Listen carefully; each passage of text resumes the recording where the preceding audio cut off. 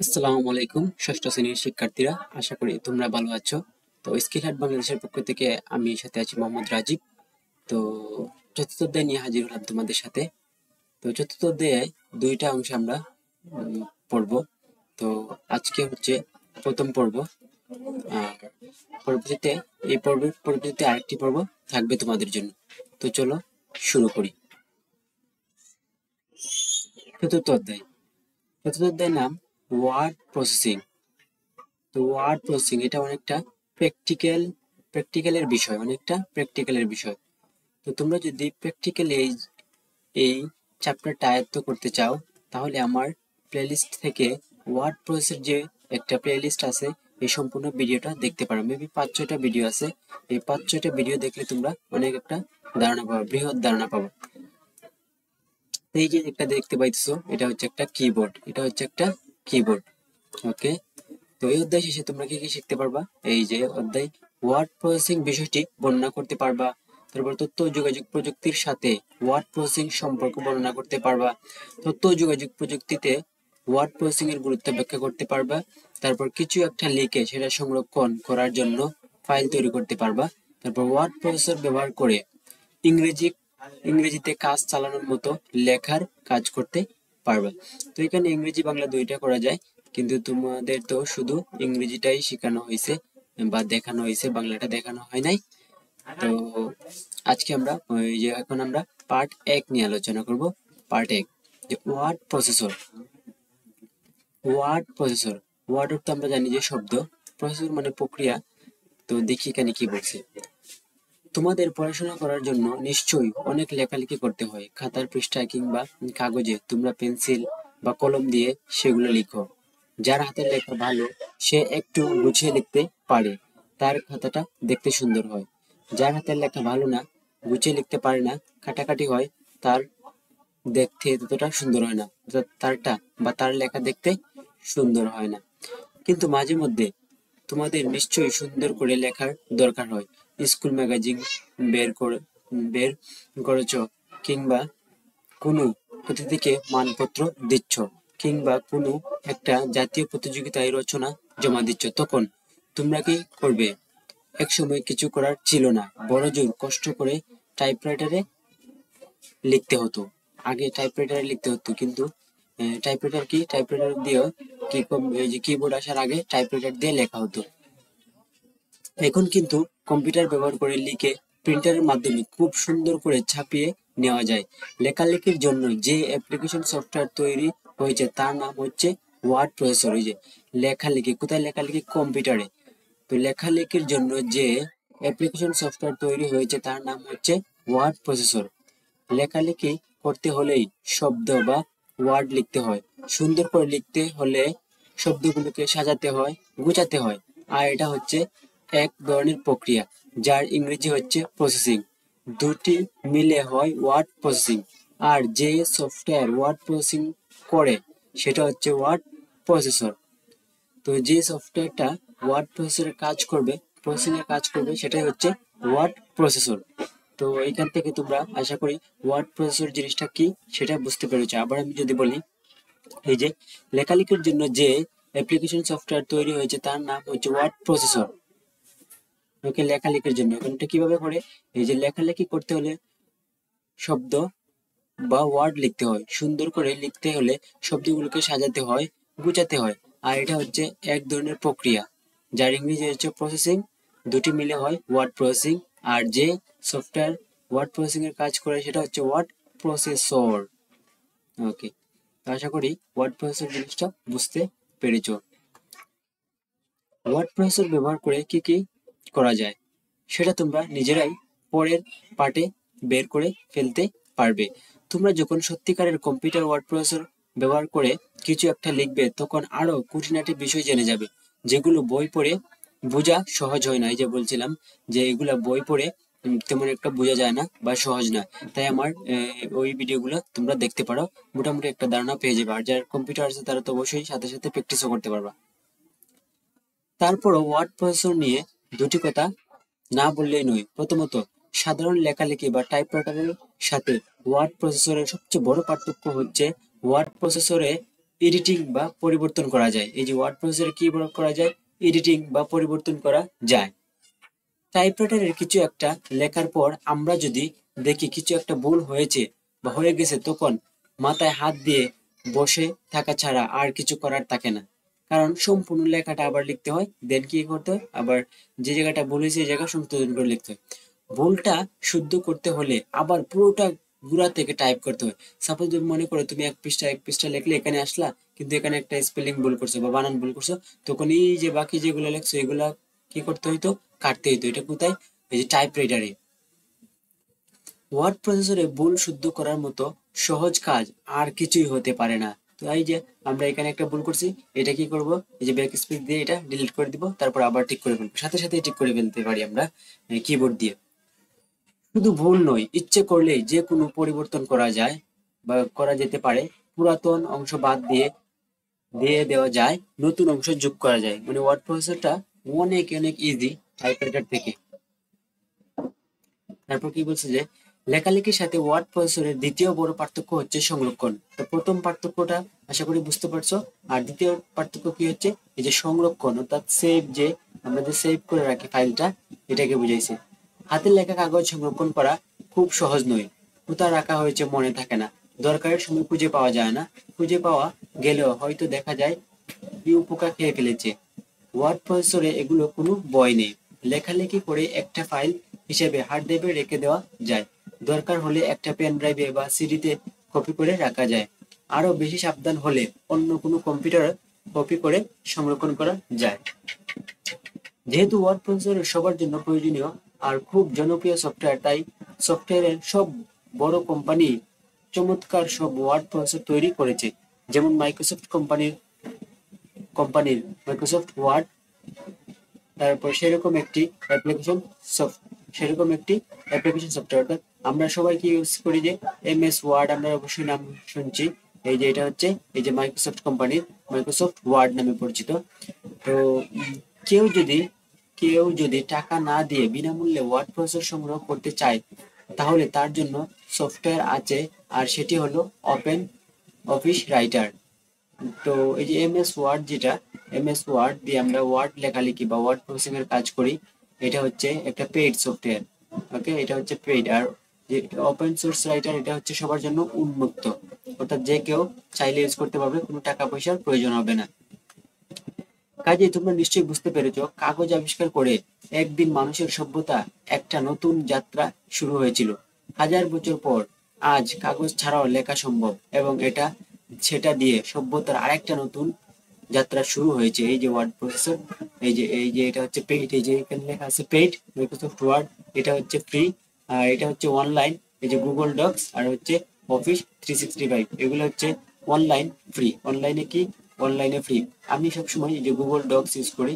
আর তোমাদের টিউটোরিয়াল যেটা আমি দেখাইছি, এই যে প্র্যাকটিক্যাল যেটা আমি দেখাইছি, এটা আমি এমএস ওয়ার্ড 2000 এই যে 19-এর একটা ভার্সন আছে, আমি এই ভার্সনটা দেখাইছি ওয়ার্ড প্রসেসিং এর ক্ষেত্রে। এই যে ওয়ার্ড প্রসেসিং এর কাজ, তো এক নজরে দেখে নিই কিভাবে কাজ করে। এই যে একটা কম্পিউটার, প্রথমে একটা ক্রিয়েট করবা। ক্রিয়েট করার পর তোমার যদি এডিট করার প্রয়োজন হয় এডিট করতে পারবা, চেঞ্জ করতে পারবা। তারপর এই ফাইলটা কি করবা, সংরক্ষণ করতে পারবা। তারপর আবার তুমি চাইলে কি করতে পারবা, কম্পিউটারে প্রিন্ট করতে পারবা। প্রিন্ট করার পর আবার এই যে আবার চাইলে আবার নতুন করে কোনো কিছু ক্রিয়েট করতে পারবো। তো ওয়ার্ড প্রসেসিং এর কাজটা এরকমই হয়। প্রথমে কি ক্রিয়েট, তারপর এডিট বা আপডেট, তারপর সেভ, তারপর প্রিন্ট, দেন তোমার হাতে হার্ড কপিটা চলে আসবে। সফট কপিকে ফটোকপি করে হার্ড কপিতে রূপান্তর করবা। তো এই অধ্যায়ে নতুন শব্দ, এই যে বরাবরই তো আমরা নতুন শব্দগুলা ব্যাখ্যা করি। তো এখন আমরা এই নতুন শব্দগুলো আবার একটু ব্যাখ্যা করব। তো এই যে নতুন শব্দ কি, word processor, word processing, Microsoft Word, Open Office Writer এবং ফাইল। তো ওয়ার্ড প্রসেসর অলরেডি তোমরা একটু ধারণা পেয়ে গেছো। তো ওয়ার্ড প্রসেসর হলো একটি সফটওয়্যার বা প্রোগ্রাম যার সাহায্যে আমরা লেখা টাইপ, সম্পাদনা, ফরম্যাটিং এবং প্রিন্ট করতে পারি। তো কাকে বলে, যে সফটওয়্যার দিয়ে লেখালেখির কাজ সহজে করা যায় সেটাকে ওয়ার্ড প্রসেসর বলে।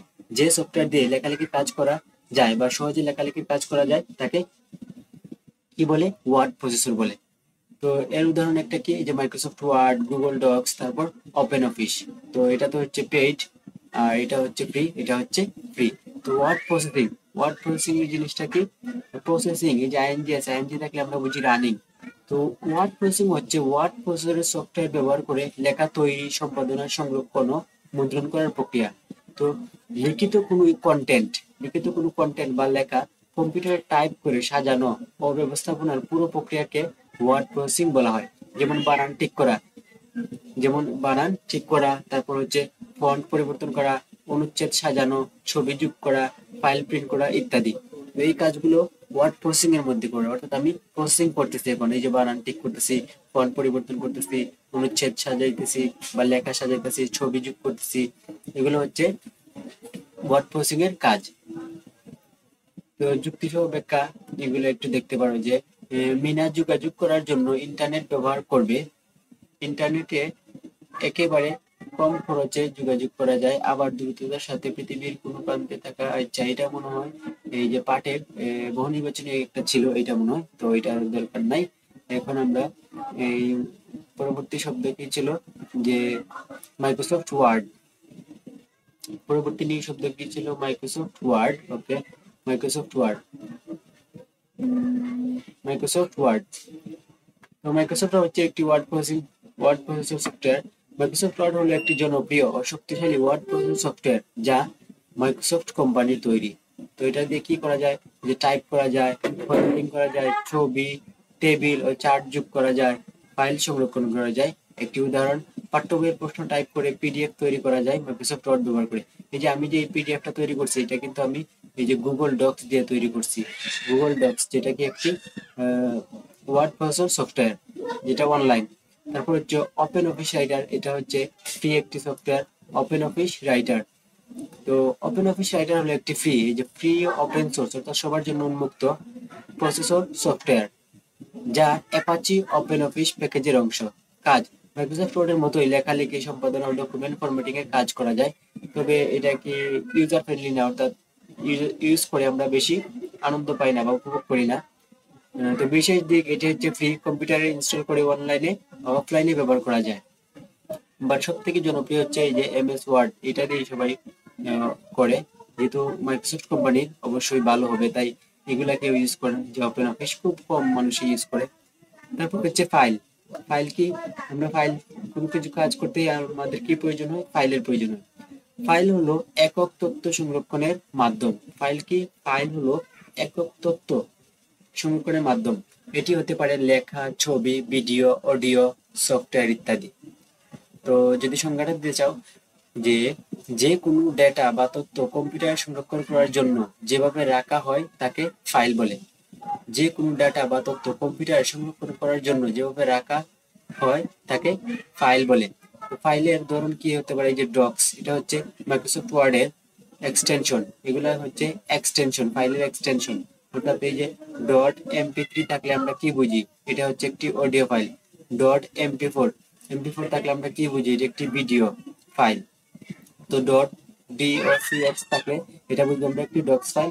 txt অর্থাৎ টেক্সট ফাইল, জেপিজি অর্থাৎ ইমেজ ফাইল, এই যে এমপি4 অর্থাৎ ভিডিও। পার্ট দুই দুয়ে বলা হয়েছে যে তথ্য যোগাযোগ প্রযুক্তিতে ওয়ার্ড প্রসেসরের গুরুত্ব। তো ওয়ার্ড প্রসেসরের গুরুত্ব সম্পর্কে এখন আমরা জানবো। কথাই বলে একটা ছবি 100 কথার সমান। এই পাঠে আমরা সেই কথাটি সত্যি না মিথ্যা সেটা দেখার চেষ্টা করব। ওয়ার্ড প্রসেসর দিয়ে কি কি কাজ করা যায়, কেন এটা গুরুত্বপূর্ণ, সেসব কিছু না বলে তোমাদের দুটি ছবি দেখানো হচ্ছে। একটা ছবিতে আছে হাতে লেখা একটি পৃষ্ঠা, সেই একই পৃষ্ঠাটি ওয়ার্ড প্রসেসরে টাইপ করে তোমাদের দেখানো হলো। তোমরা দুটি পৃষ্ঠাই ভালো করে লক্ষ্য করে নিজেরাই আবিষ্কার করো ওয়ার্ড প্রসেসর দিয়ে কি কি কাজ করা যায়। এই যে এখানে এইটা তো সম্পূর্ণ হাতের লেখা বুঝা যেতেছে, এটা একটা হাতের লেখা। এই যে সড়ক দুর্ঘটনায় একটি অভিশাপ, এটা একটা হাতের লেখা।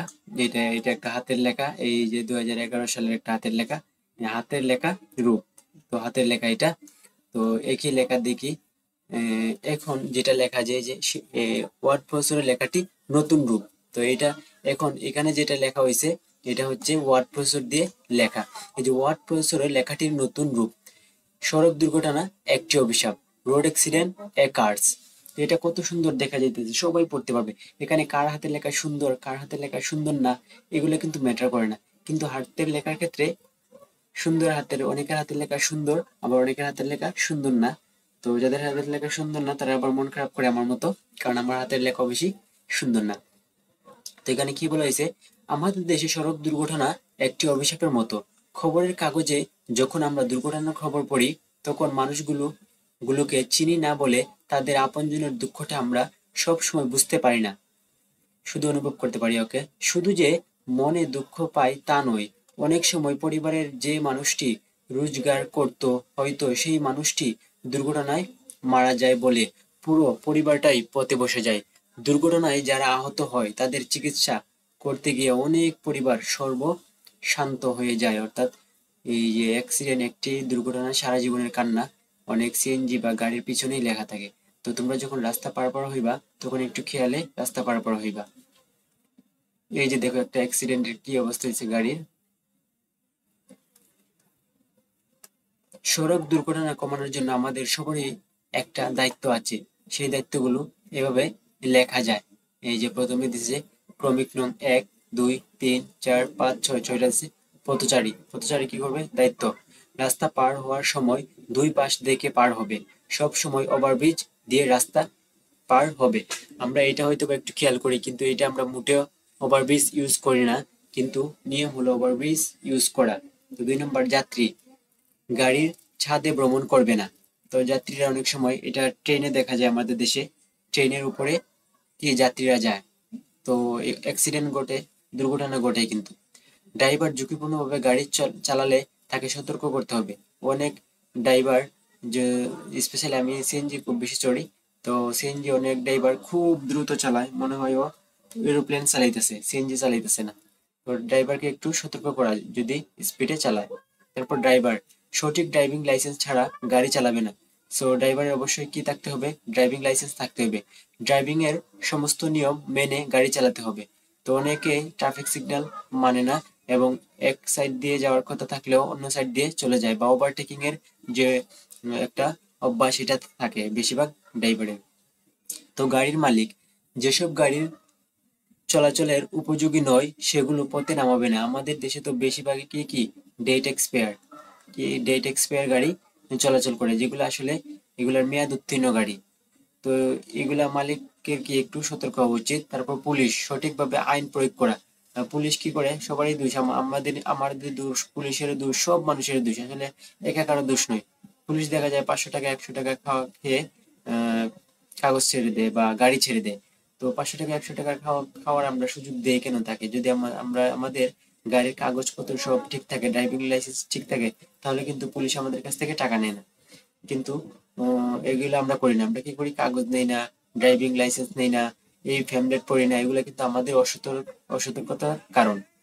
তো মিডিয়ার কি করা উচিত? গণসচেতনতা তৈরি করা মিডিয়ার কাজ। তো আমাদের এই যে সবার কিন্তু এখানে সহযোগিতা দরকার এই দুর্ঘটনা এড়ানোর জন্য। একা এক পক্ষের পক্ষে কখনোই সম্ভব নয়। ওকে, আশা করি এটা এইটুকু বুঝতে পেরেছো। তো সড়ক দুর্ঘটনার অভিশাপ থেকে মুক্তি পাওয়ার জন্য আমাদের সবাইকে কাজ করতে হবে বা করে যেতে হবে। একেবারে ছোট থেকে আমরা সতর্ক থাকব, যেন আমাদের পরিচিত আর কাউকে সড়ক দুর্ঘটনায় মারা যেতে না হয়। এই যে দেখো, এই যে হাতের লেখাটা, এই কম্পিউটারের লেখা, আমি কিন্তু হাতের লেখাটা পড়ি নাই, কারণ আমি নিজেই পড়তে পারবো না হাতের লেখাটা। ওকে, তো পরবর্তী ভিডিও বা পরবর্তী পর্বে আমরা এই যে পার্ট 3 থেকে 28 পর্যন্ত সম্পূর্ণ আলোচনা করব। এটা আগেই বলছি একটা প্র্যাকটিক্যাল। তো ততক্ষণ পর্যন্ত ভালো থাকো, সুস্থ থাকো। আসসালামু আলাইকুম।